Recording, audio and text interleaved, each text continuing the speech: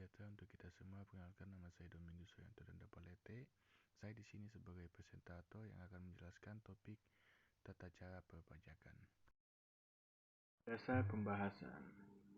Dasar pembahasan ketentuan umum dana tata cara perpajakan berdasarkan Undang-Undang Nomor 6 Tahun 1983 dengan perubahannya Undang-Undang Nomor 9 Tahun 1994, kemudian dirubah dengan Undang-Undang Nomor 16 Tahun 2000 dan perubahan berikutnya Undang-Undang Nomor 28 Tahun 2007. Selanjutnya yaitu istilah dalam perpajakan. Yang pertama, pajak.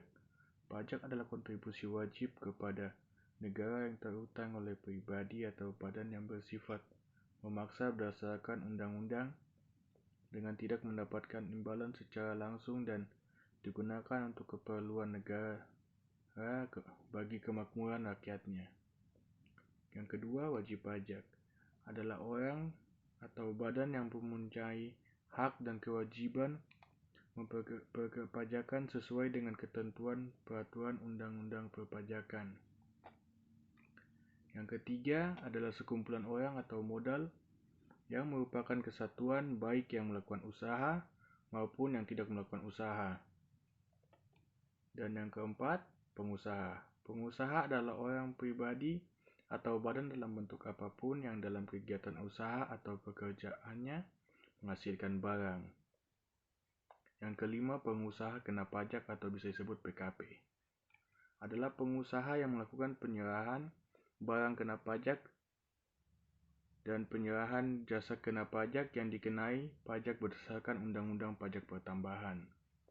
Yang keenam, nomor pokok wajib pajak atau sering disebut NPWP adalah nomor yang diberikan kepada wajib pajak sebagai sarana dalam administrasi perpajakan yang dipergunakan sebagai tanda dan pengenal diri atau identitas wajib pajak dalam melaksanakan hak dan kewajiban perpajakannya.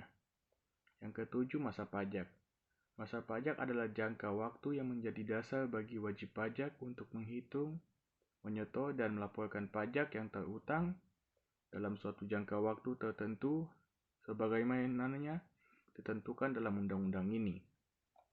Dan yang ke-8, tahun pajak. Tahun pajak adalah jangka waktu 1 tahun kalender kecuali bila wajib pajak menggunakan tahun buku yang tidak sama dengan tahun kalender. 9. Bagian tahun. Bagian tahun adalah bagian dari jangka waktu 1 tahun pajak.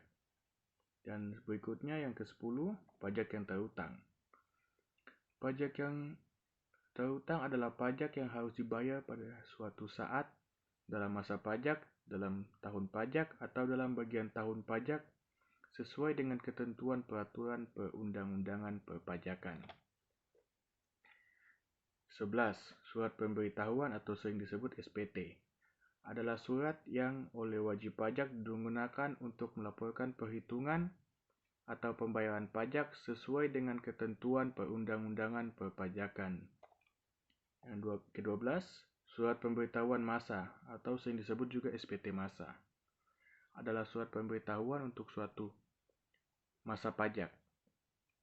Dan selanjutnya yang ke-13, surat pemberitahuan tahunan atau sering juga disebut SPT tahunan adalah surat pemberitahuan untuk suatu tahun pajak atau bagian tahun pajak. Nomor 14, surat setoran pajak atau sering disebut SSP adalah bukti pembayaran atau penyetoran pajak yang telah digunakan dengan menggunakan formulir atau telah dilakukan dengan cara lain ke kas negara melalui tempat pembayaran yang ditunjuk oleh Menteri Keuangan. Dan yang 15, surat ketetapan pajak.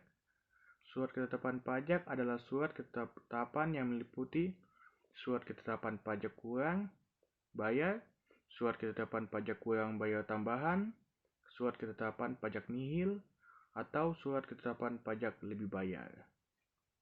Dan yang ke-16, pemeriksaan adalah serangkaian kegiatan menghimpun dan mengolah data, keterangan atau bukti yang dilaksanakan secara objektif dan profesional berdasarkan suatu standar pemeriksaan untuk menguji kepatuhan, pemenuhan kewajiban perpajakan, dan tujuan lain dalam rangka melaksanakan ketentuan peraturan perundang-undangan perpajakan.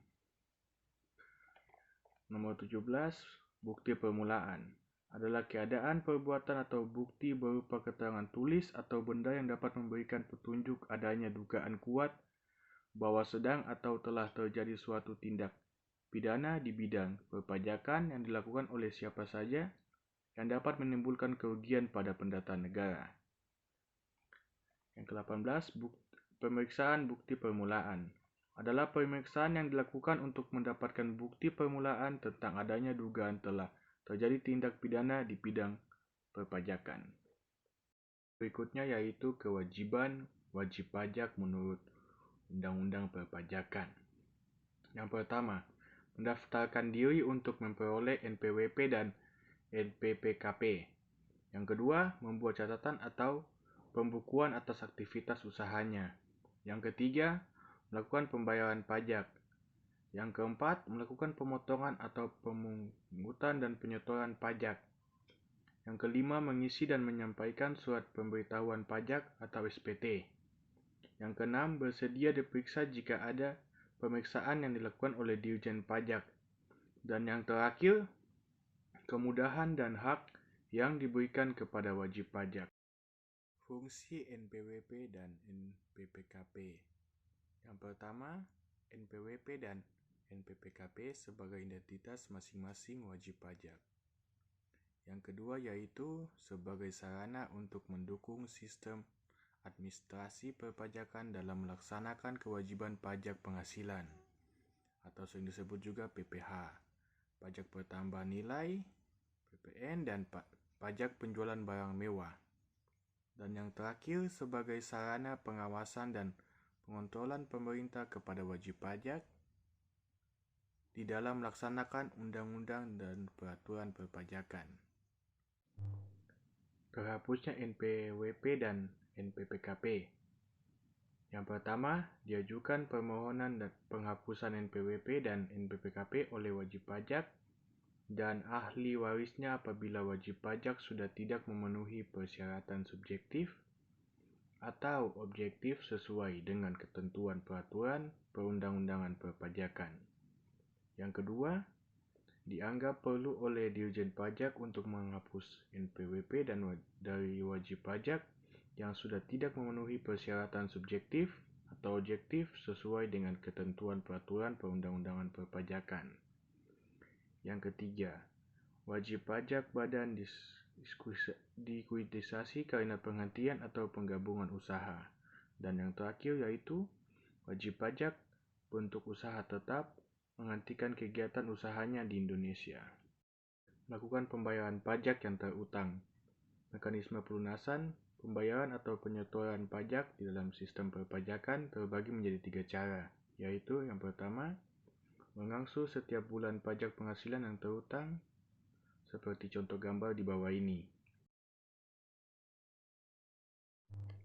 Pembayaran pajak yang terutang, yang kedua, yaitu membayar pajak melalui pemungutan pajak, pelunasan pajak penghasilan melalui pemungutan pajak atau pemotongan sebagai berikut. Yang pertama, pajak penghasilan pasal 21 atau pasal 26. Yang kedua, pajak penghasilan 23. Yang ketiga, pajak penghasilan pasal 23. Yang keempat, PPN dan PPNBM. Dan yang ketiga, pelunasan kekurangan pajak akhir tahun. Pada akhir tahun, wajib pajak diwajibkan melunasi kekurangan pajak yang masih kurang bayar. Dan yang berikut adalah contoh perhitungan pajak pada akhir tahun pajak 2016, seperti yang bisa dilihat pada gambar di bawah ini. Dan yang selanjutnya, melakukan pemotongan atau pemungutan pajak dan penyetoran pajak. A. Pemotongan atau pemungutan pajak. Yang pertama, pajak penghasilan pasal 21. Yang kedua, pajak penghasilan pasal 23. Dan yang ketiga, PPN dan PPNBM. B. Penyetoran. Yang pertama, menyetor hasil pemungutan pajak penghasilan yang dipungut dari penghasilan yang diterima oleh karyawan atau pegawai yang diatur dalam PPh pasal 21. Dan yang kedua, menyetor pajak penghasilan yang diatur dalam PPh pasal 23. Dan yang terakhir, ketiga, menyetor hasil pemungutan PPN dan PPNBM. Fungsi surat pemberitahuan pajak atau SPT. Yang pertama, untuk melaporkan hasil bersih kegiatan usaha dalam satu masa atau 1 tahun pajak. Yang kedua, untuk melaporkan pembayaran atau pelunasan pajak yang telah dilaksanakan sendiri. Yang ketiga, melaporkan penyetoran atau pemotongan pajak pihak lain dalam satu masa pajak atau 1 tahun pajak. Dan yang keempat, pembayaran atau penyetoran dari pemotongan atau pemungutan pajak orang pribadi atau badan lainnya dalam masa pajak satu tahun pajak. Dan yang terakhir, untuk melaporkan posisi harta, kewajiban, dan modal. Selanjutnya, yaitu jenis-jenis surat pemberitahuan yang dibagi menjadi dua bagian, yaitu SPT masa dan SPT tahunan. Yang dimana SPT masa sendiri adalah SPT yang dilaporkan setiap bulannya, yang terdiri dari SPT masa PPh pasal 21 atau pasal 26, SPT masa PPh pasal 22, SPT masa PPh pasal 23, dan SPT masa PPN dan PPNB. Yang kedua adalah SPT tahunan, yaitu SPT yang dilaporkan setiap tahunnya, yang terdiri dari SPT tahunan WP orang pribadi atau perseorangan, dan SPT tahunan WP badan. Batas waktu penyampaian surat pemberitahuan SPT. SPT masa paling lambat 20 hari setelah berakhirnya masa pajak, dan SPT tahunan yaitu paling lambat 3 bulan setelah tahun pajak berakhir atau tanggal 25 Maret tahun pajak sesudahnya. Kemudahan dan hak yang diberikan kepada wajib pajak. Yang pertama, perpanjangan penyampaian SPT, dan yang kedua, pembetulan atau mengungkapkan sendiri ketidakbenaran SPT yang telah disampaikan. Yang ketiga, wajib pajak dengan sendiri dapat mengungkapkan dalam laporan tersendiri tentang ketidakbenaran pengisian SPT yang telah disampaikan sesuai keadaan yang sebenarnya. Yang keempat, permohonan kelebihan pembayaran pajak. Dan yang kelima, mengajukan keberatan atas SPT pajak. Yang keenam, wajib pajak juga bisa mengajukan permohonan banding kepada Badan Penyelesaian Sengketa Pajak atau BSP. Dan yang terakhir, wajib pajak berhak diwakili dalam menjalankan hak dan kewajiban perpajakan. Berikutnya, kewajiban pemerintah atau Direktur Jenderal Pajak. Tugas dan fungsi pemerintah, Dirjen Pajak. Yang pertama, yaitu melakukan pemeriksaan kepada wajib pajak. Yang kedua, menerbitkan surat ketetapan pajak atau SKP. Dan yang ketiga, menerbitkan surat tagihan pajak atau STP. Dan yang keempat, melakukan penagihan pajak. Dan yang terakhir, yaitu melakukan penyidikan dalam pidana perpajakan. Yang selanjutnya, sanksi pelanggaran dalam bidang perpajakan. Berikut sanksi-sanksi yang diberikan kepada wajib pajak apabila melanggar peraturan perpajakan. Yang pertama, sanksi administrasi keterlambatan penyampaian surat pemberitahuan. Yang kedua, sanksi administrasi berupa denda. Yang ketiga, sanksi pidana perpajakan yang terdiri dari setiap orang yang karena kealpaannya. Yang kedua, setiap orang yang dengan sengaja. Yang ketiga, setiap orang yang melakukan percobaan. Yang keempat, pejabat yang karena kealpaannya tidak memenuhi kewajiban. Yang kelima, pejabat yang dengan sengaja tidak memenuhi kewajibannya. Yang keenam, setiap orang yang wajib memberikan keterangan atau bukti yang diminta. Yang ketujuh, setiap orang yang sengaja menghalangi penyidik tindak pidana di bidang perpajakan. Yang kedelapan, setiap orang yang dengan sengaja tidak memenuhi kewajiban. Yang kesembilan, setiap orang yang dengan sengaja tidak memberikan data dan informasi yang diminta oleh Dirjen Pajak.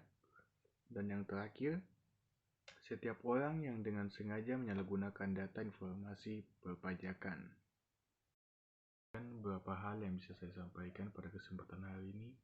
Saya mohon maaf yang sebesar-besarnya apabila ada tutur kata maupun tindakan yang kurang berkenan bagi Bapak dosen. Dengan ini presentasi hari ini saya tutup. Terima kasih atas waktunya.